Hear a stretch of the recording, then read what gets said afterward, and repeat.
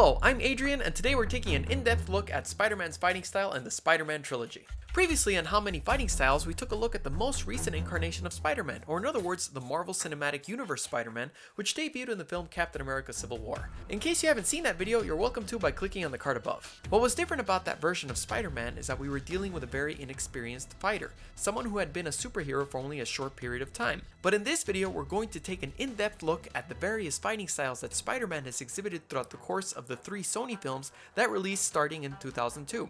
Before I begin, I will once again clarify that in the comics, Spider-Man actually develops a martial art of his own called the Way of the Spider.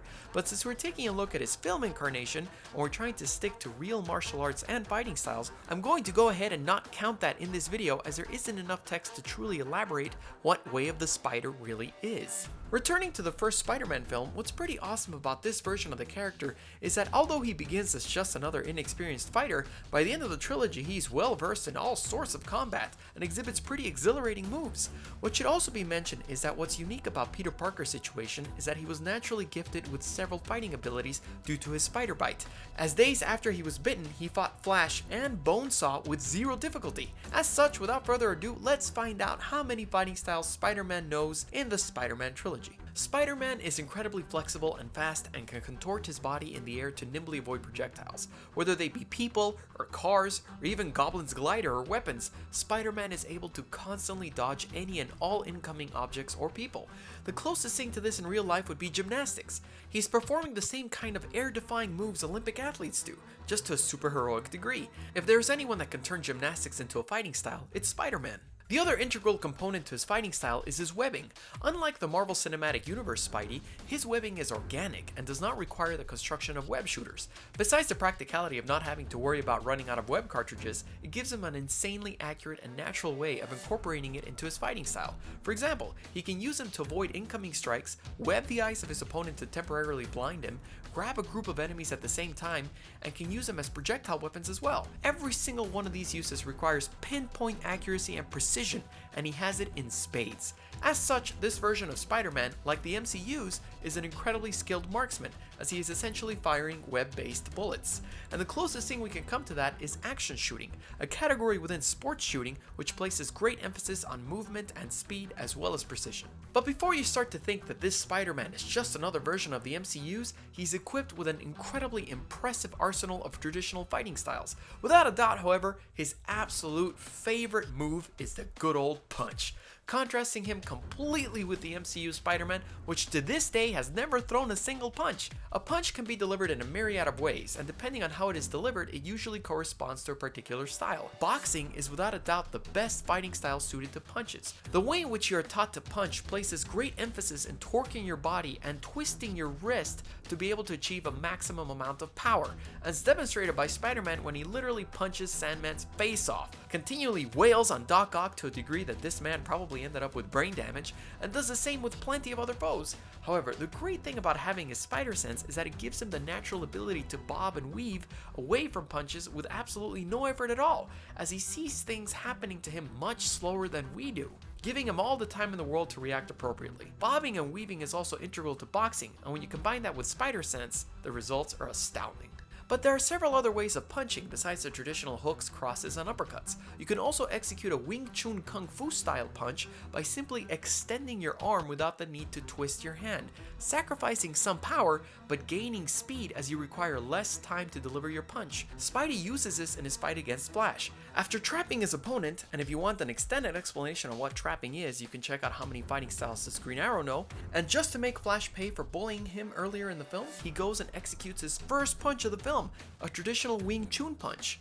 Later on, he also applies Kung Fu's concept of deflecting an attack, then responding with a counterattack of your own with one of the thugs who was threatening Mary Jane. And to round off his skill in Kung Fu, he executes a great hit on Venom with a makeshift bow staff. Maintaining this focus on different striking areas available to you in a punch, Spider-Man also uses the back fist. This is different from a traditional punch in that instead of the striking surface being the first 2 knuckles of your hand, the striking surface is the area on top of the knuckles opposite your palm. Several styles incorporate this strike, but the one most commonly associated with it is karate. And continuing with this style, one strike which is particularly effective in self-defense situations is the open-handed throat strike, where you hit your opponent in the throat using the space that is formed formed in your hand when you stretch out your thumb from the rest of your fingers. This strike immediately disables Harry during their tussle in Spider-Man 3.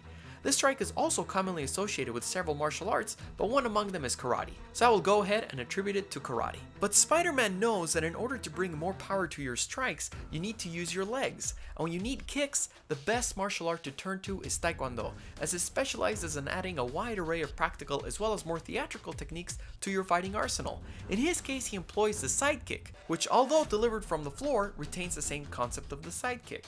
The side kick is a powerful kick where you pull in your leg and extend with as much force as possible, striking with the heel of your foot. He uses another against a thug, although he doesn't get much room to fully extend his leg. He also throws a couple front kicks, and the Captain America mainstay, you already said it before I even did, right? Push kick!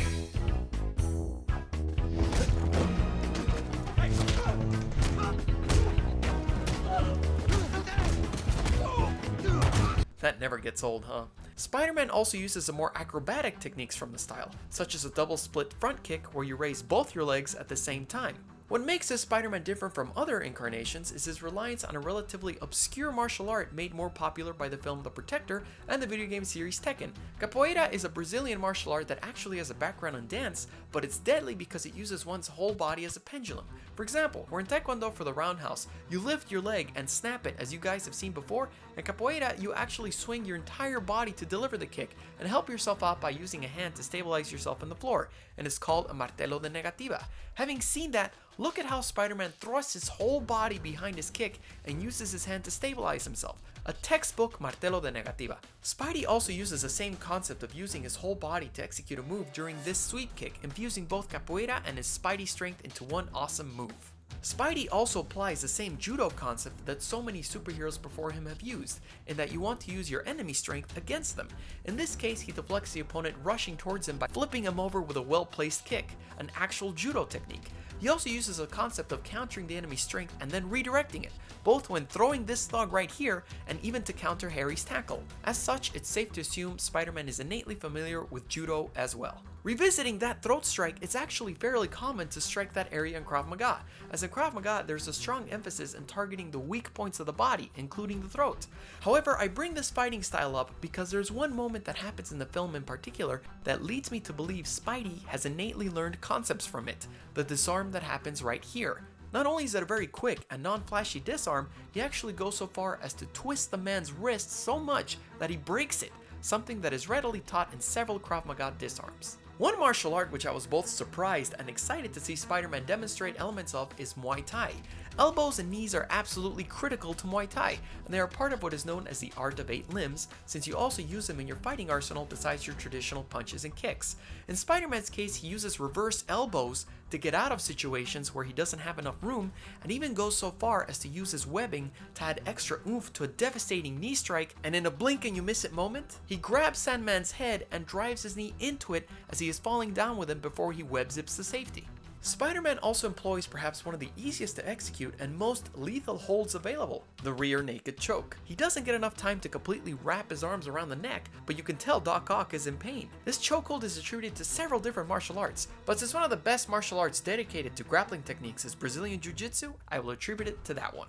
But sometimes Spidey shows off a little bit of his theatrical side, and that's when we see professional wrestling techniques thrown into the mix. He's fond of grabbing his opponent's head and slamming it into objects, either glass or an incoming train depending on how angry he is, executing a drop kick, but with the added bonus of being able to swing into it, creating the pendulum kick, and he uses it several times throughout the trilogy.